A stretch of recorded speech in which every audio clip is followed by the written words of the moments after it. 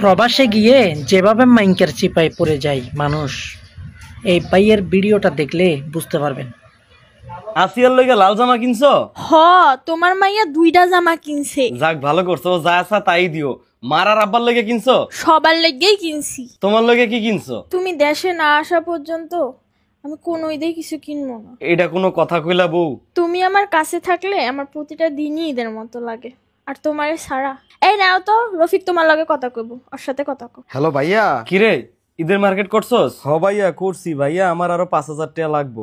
এত টাকা দিয়ে কি করবি তুই? ভাইয়া ঈদের দিন বন্ধু বান্ধব নিয়ে ঘুরবো না। আচ্ছা ঠিক আছে, আমি পাঠাই দিব মনে। ভাইয়া মায় কথা কইবো, এই নাও মা কথা কও। হ্যালো বাজান, তোর হ্যাঁ না তো আজকে ঈদ না? ঈদ মুবারক। ঈদ মুবারক মা। ঈদের নামাজ পড়ছস বাজান?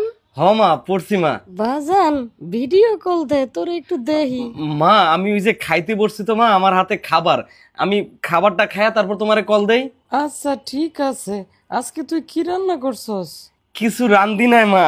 মা হয়েছে কি মা, ওই যে আমার কফিলে মা আমার ওই যে দুম্বার মাংস আর রুটি দিছে মা। মা খায়া যে কি মজা লাগতেছে মা, অনেক মজা মা, খাওয়ানটা খুব মজা হয়েছে মা। তুই কান্দোস কেন বাজান?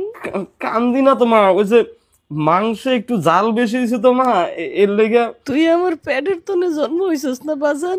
তুই মিথ্যা কথা কইলেও আমি বুঝতে পারি। প্রিয়জনদের দূরে রেখে ঈদ উদযাপনের কষ্টটা একমাত্র প্রবাসী ভাইরাই জানে।